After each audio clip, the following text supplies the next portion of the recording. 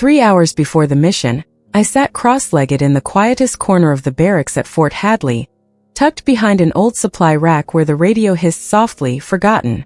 I turned the wooden medallion in my hands, rounded edges worn smooth by decades of worry. My grandfather's photograph was inside, faded at the edges but still sharp where it mattered. His eyes, steady, watching. "You said if I leave I must be your voice," I whispered, voice low so the others wouldn't hear. "I'm leaving, Grandpa. I'll tell the truth even if it erases me." The words came out like a vow, not a promise. I kissed the medallion and slipped it beneath the base layer of my vest, over my heart. That was the last quiet I had. The last time anyone saw Captain Ellen Brooks before the mission went black. I remember standing in the shadow of the open transport, wind whipping fine grit off the airstrip. Sergeant Noah Price gave me that half-smile he reserved for bad odds and darker skies. Specialist Dana Holt adjusted the strap on her rucksack, one boot tapping a silent rhythm on the steel ramp like she was trying to ground herself. 3 days in country, Price muttered. In and out like a ghost. I didn't respond, just nodded. My gut said otherwise. Ravenfall. That was the operation's name. I didn't like it then. Still don't. It sounded like something had already broken. Something coming down hard. The briefing hadn't helped. Target zone was marked in the hills northeast of Dushanbe. No name, just coordinates. No allies. No follow-up unit. The time window was too tight. And the language they used, extract non-cooperative asset, minimize attribution. It was PSYOP's language twisted for something else. Something uglier. But I didn't ask questions. I never did. I was always the first in, last out. The quiet one.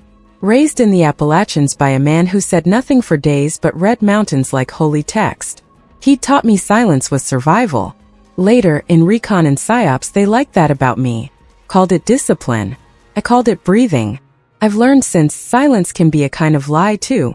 We lifted off just before midnight, the blacked out sky giving nothing back. That medallion pressed against my chest like a heartbeat not mine.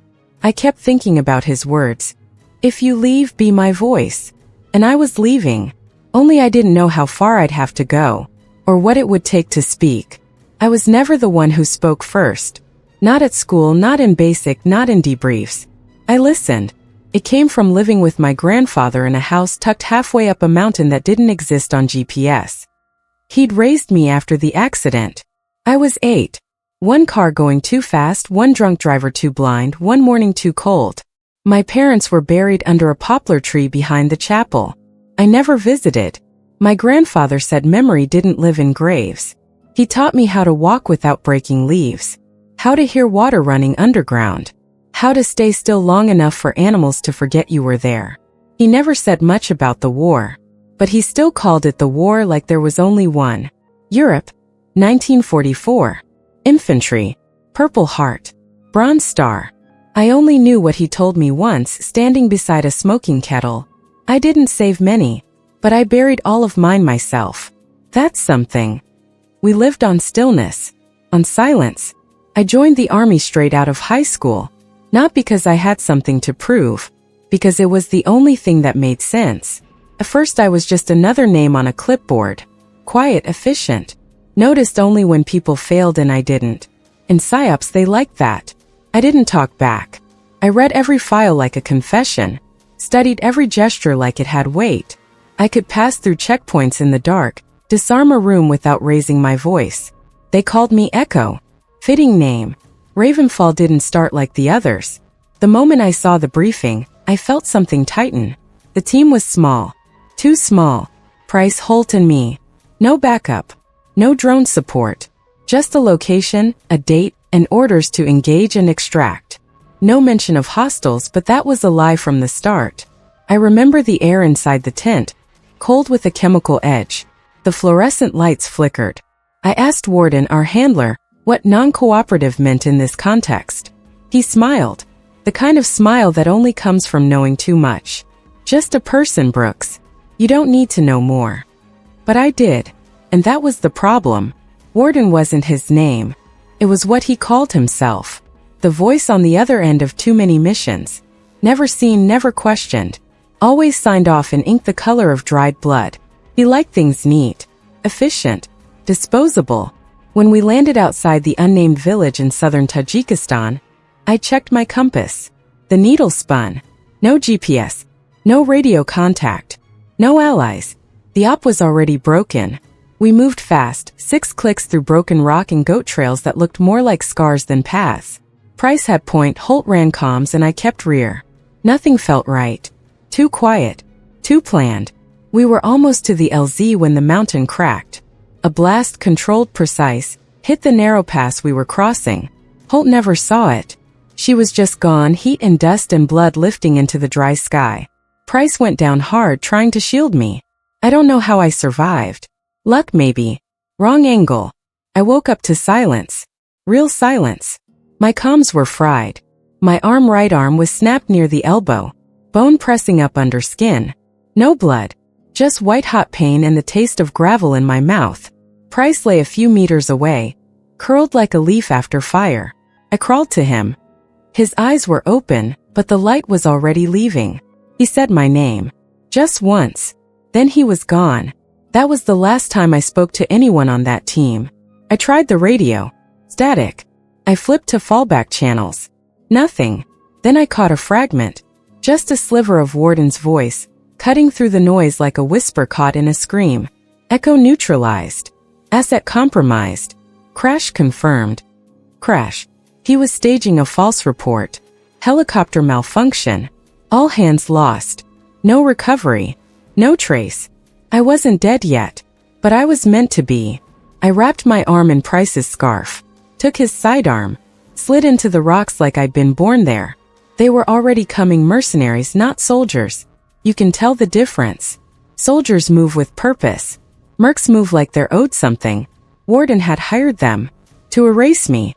I crawled until I couldn't feel the pain anymore, until the sound of engines faded behind stone. Then I found the shepherd's shelter. Half buried in the hillside.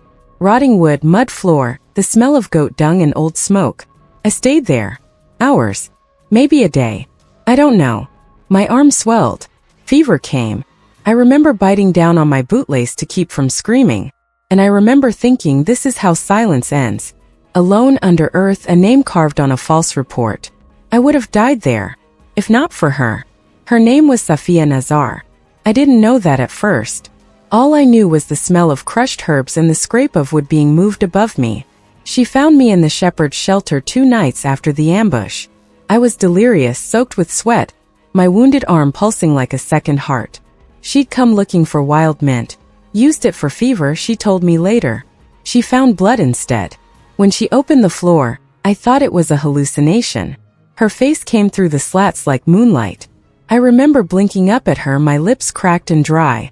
I didn't speak. Couldn't. She didn't ask questions. She lifted me out like I weighed nothing, set my broken body on a mule, took me to her home 2 ridges over, a crumbling stone house hidden by olive trees and grief. Grief because her daughter had died. Safiya told me while grinding roots at her stove, not looking at me. They killed her in front of me, she said, voice flat. Wrong name on a list. No apology. I didn't ask who they were. I didn't need to. She boiled cloth and water. Set my arm straight with a practiced hand. Ground painkillers from bark and poppy. She never asked who I was. You are not their first lie, she said once, catching my eyes when I tried to rise. That was the closest she came to a question. For weeks I healed in silence. I learned how to stay still again.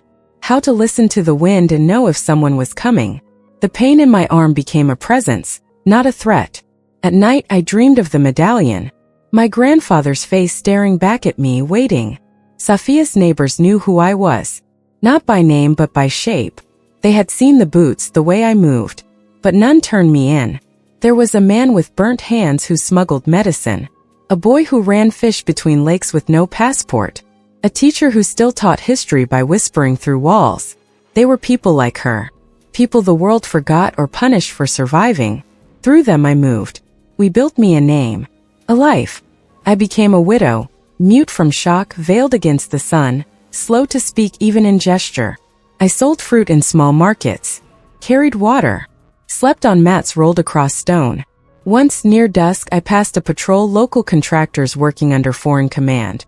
I saw the symbol on their vehicles. Not ours. Not officially. But I knew the paychecks came from the same line. They were looking for me. Warden had declared me rogue.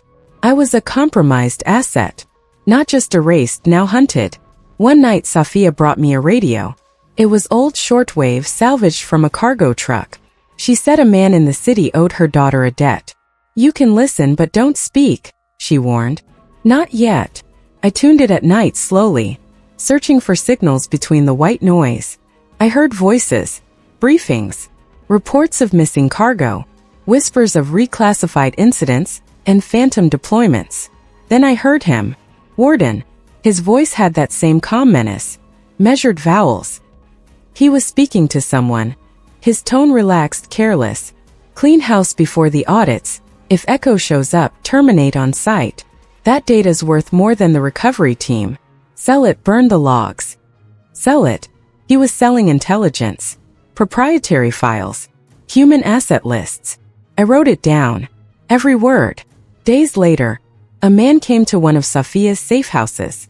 He carried a wrapped bundle of electronics, sat down across from me and said, in accented English, "You are Echo?" I didn't answer. He placed a small disk on the table. I fixed what they broke. He defected.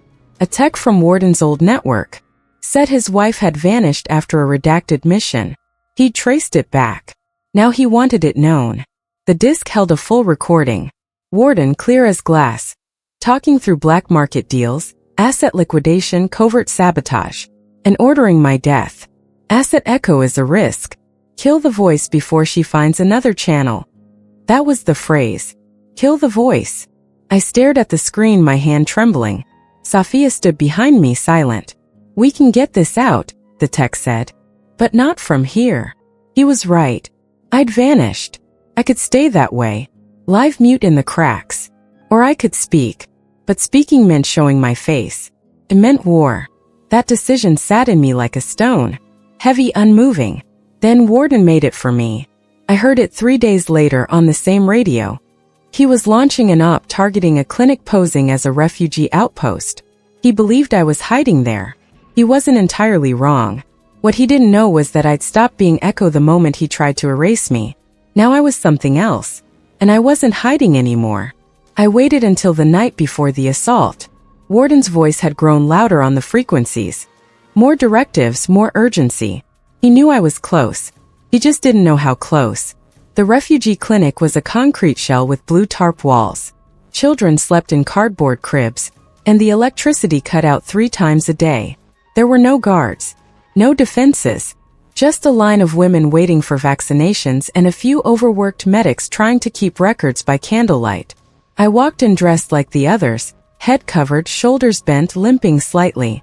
No one questioned me. I helped with water, passed out bread. I didn't speak, but I was listening. From a supply closet in the back, I rebuilt the transmitter. It took 2 days. I used copper wire stripped from a broken heater, a salvaged modem, battery packs from a discarded camera. The tech, his name was Zahir, had shown me how to boost the signal through abandoned radio towers. They still worked even when forgotten. I tuned it to military frequencies, the ones Warden monitored. He wouldn't miss it. Then I waited. The assault began just after 0300. A drone passed low overhead, silent, almost beautiful. Then came the trucks. 3 of them. No markings. They pulled up fast, engines loud, headlights dark. Men dismounted with rifles, heads covered. Not soldiers. Contractors. Paid shadows. They stormed the clinic without words. I watched from inside the storeroom as they shoved nurses aside and kicked over crates. One man fired a shot into the ceiling. Another ripped down 4 bags. Children screamed. People ran. But I stayed where I was. Then I flipped the switch. The transmitter sparked. The signal surged. And Warden's voice filled the air.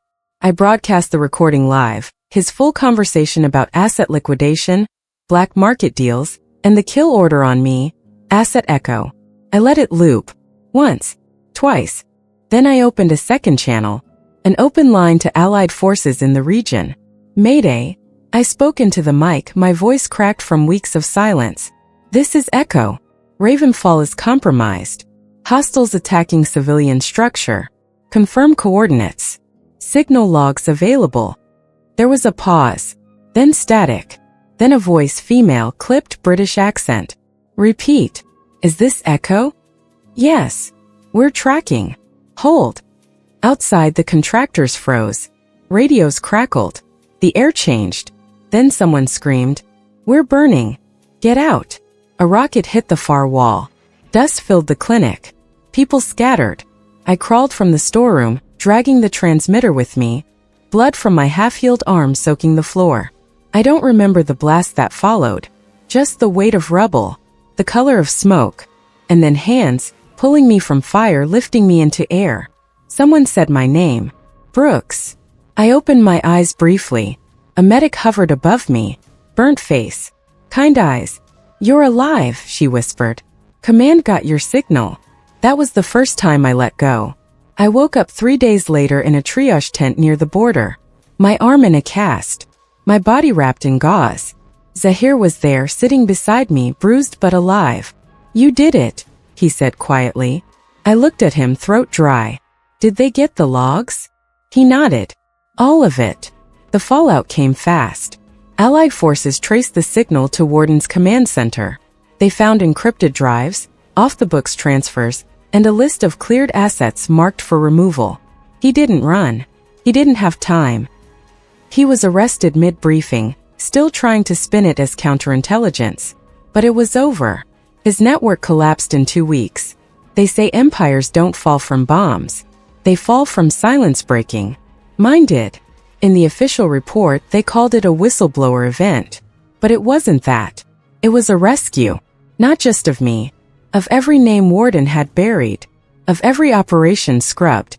Every voice cut short before it could speak. They flew me back under the name I was born with. Not as Echo.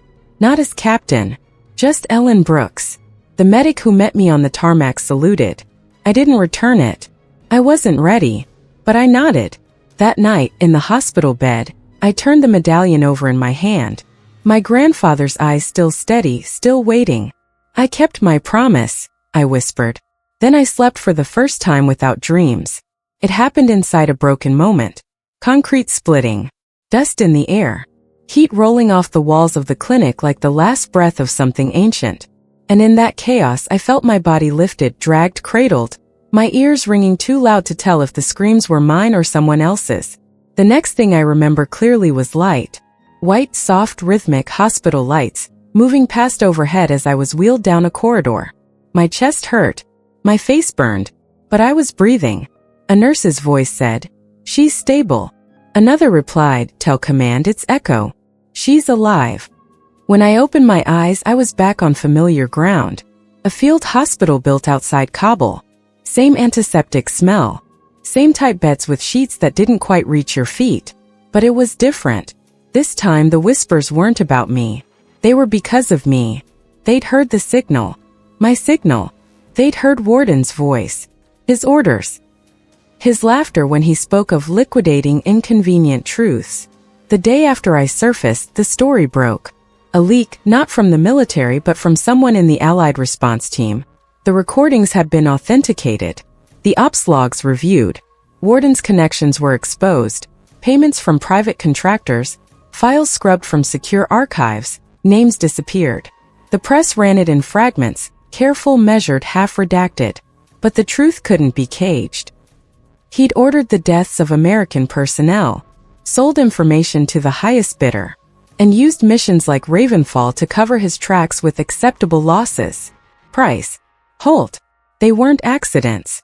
They were obstacles. I'd been one too. Until I wasn't. Until I spoke. They tried to keep me from the inquiry. I was unwell. Physically compromised. Not emotionally fit to testify. But I insisted. They moved me to Germany, then Virginia, then finally a secure hearing room inside a classified annex of Fort Belvoir. There were 12 people in the room, 6 officers, 3 civilian auditors, 2 legal observers, and 1 stenographer with nervous hands. I wore my uniform. It didn't fit right. I'd lost too much weight, but the patches were still there. I carried the medallion in my hand. No notes. No rehearsed statement. Just the weight of what I had seen. I'm not here for restitution, I began. I'm here to tell the truth about what we let happen, about what we made happen, and about what silence costs. I told them about the operation, about the falsified mission logs, about the ambush, about crawling into that cave alone, dragging a broken body through a country that had already been broken for decades. I told them about Safia, about the daughter she buried, about the radio, about the clinic, about how I chose not to run and what it cost. When I finished, the room was silent. No applause.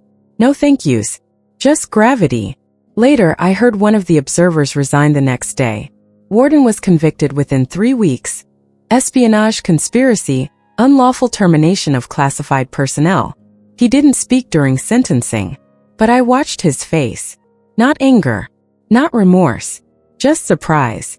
As if he truly believed I wouldn't survive long enough to speak. They offered me reassignment, a quiet desk, a teaching post, full clearance restoration. I said no. Instead, I asked for one thing, to speak at the memorial, for Price, for Holt, for the names etched into reports with the word incident instead of betrayal. 2 weeks later, they cleared a spot for me at Arlington. Hall of Honor, glass ceilings, flags at half-mast. I stood at the front in my ill-fitting uniform. No speech, just a weathered envelope in my hand. Inside was the last team photo we took. Price holding up a cardboard sign that said "Ghosts don't die." Holt laughing mid-sip. I was half out of frame but present. There was also a napkin, scrawled in Price's crooked handwriting. "If we don't come back, tell them we stayed loyal. Together to the end." I placed both beside their names on the memorial wall. Then I stepped back. "Now you're home," I said quietly. The room fell silent. Even the generals. They gave me a medal, a formal citation, a press release, a nameplate mounted beneath glass. "Extraordinary integrity in hostile conditions," it read. "Acted without regard for personal safety to expose systemic failures." But it wasn't about me. Medals don't erase orders that never should have been given. They don't bring back the dead. They don't lift the silence that falls over names left off monuments. So I didn't wear it. I keep it in the same box where my grandfather's field compass lies, cracked, needle long stuck north. It reminds me what direction means when everything else is gone. What mattered was that the silence was broken. Warden's network crumbled quickly once the evidence went public. Dozens of mid-level officers were suspended, discharged, or brought in for questioning. A few vanished. Some showed up later with clean records and new names, but the web was torn. The agency disavowed the operation, admitted oversight failure, issued statements of deep regret. But something else happened too. Doors opened. Not all of them. Not loudly. But enough. People who disappeared, whistleblowers, disavowed personnel, quiet operatives who had once asked questions and paid for it, began to reappear. Some came home. Some came forward. Some simply began to speak again. We built new lines. Quiet ones. Safe houses for voices that needed shelter. Communication networks under false routing names. I became a node, a contact, a name passed carefully between hands that knew what trust used to mean. I still carry the scar on my arm. The break healed wrong. I never got it reset. I don't want to. It reminds me how the body remembers what the mind tries to forget. I limp now. Not badly. Just enough to slow me in crowds. Airports mostly. I move through them anonymously. No uniform, no ribbons, no reason to be noticed. But every now and then, someone recognizes the gate. "You're her," they say. "The one who broadcast." Sometimes they ask to shake my hand. I let them. Not for me. For the ones who didn't get a chance to speak. Once, in a refugee shelter in Athens, a medic brought me a folded sheet of paper. No note. Just a name, Dana Holt. Scrawled in a child's handwriting. Her brother was there. One of the displaced. He'd heard the transmission. Recognized the voice from an old voicemail Dana once sent home. I stayed an extra day to walk with him to the harbor. We watched the boats come in together. He didn't say much. Neither did I. But when we parted, he saluted me. I didn't return it. I just placed my hand over my heart. Some of the others from Ravenfall's ghost file came forward later. Survivors of previous missions. People listed as MIA or no longer operational. A few carried scars like mine. One had lost a hand. Another had no voice. His throat damaged from a failed extraction years ago. But they were alive. And for the first time they were believed. Safia never left her hillside. I wrote her a letter. Smuggled it through Zahir, who now ran a small school teaching displaced girls how to code. I told her what she already knew. That she had saved a soldier who had no country left. And gave her a name again. She never wrote back. But one day I received a package. Inside was a photo. 2 young girls standing beside a radio tower rebuilt from scrap. In the background, Safia. Arms crossed, unsmiling, proud. Beneath the photo, a line written in her old dialect. They heard you. Not long after, I returned to Appalachia. The house was gone, burned down years ago in a brush fire. But the tree my grandfather planted still stood. Crooked. Bent at the edge. I sat there for an afternoon, pressing the medallion into the soil, letting it rest there for a while before slipping it back into my vest. You said be your voice, I whispered. I was. Sometimes I walk through Arlington alone. I visit names I don't know. Just touch the stone. Read the dates. Whisper the names. Echoes. They don't fade. They wait. That's what I've learned. The voice you lose is never gone. It's just buried under ash, under time, under policy. But it waits for air. And when it finds it, when someone clears the smoke, lifts the silence, breaks the seal, it rises. Louder than before. My name is clear now. My record restored, commendations reissued, service acknowledged. But it wasn't about my name. It was about the others, the ones who never got their record back. Whose stories ended in footnotes. Who died in operations the world pretends didn't happen. I spoke for them. And because I did, something shifted. New channels opened. New teams formed. Not for strike missions but for recovery. For witness protection, intelligence reclamation, truth archiving. Quiet units. No medals. Just work. I help where I can. Sometimes that means verifying a dead operative's last message. Sometimes it means bringing a mother a dog tag long thought lost. Sometimes it means listening to someone who can no longer trust a government that once stamped their loyalty and then erased their name. I move with scars now. A limp that doesn't quite heal. Skin that tightens when it rains. Nights where I wake remembering Holt's last shout or Price's voice breaking mid-command. But I keep moving. Not for vengeance. Not even for justice in the way we used to mean it. For presence. To be the voice when someone else is gone. To remind them that silence, however deep, can still be broken. That a whisper in the dark can unravel the whole lie. I'm not Echo anymore. But I still carry the medallion. And when I touch it, I remember what my grandfather told me the day I left the mountain. If they bury you, make sure you leave something behind that speaks. I did. And now others speak too. We are not many. But we are enough. And we are not gone. We are not silent. We're just waiting for the next voice to rise. And when it does, it won't be alone.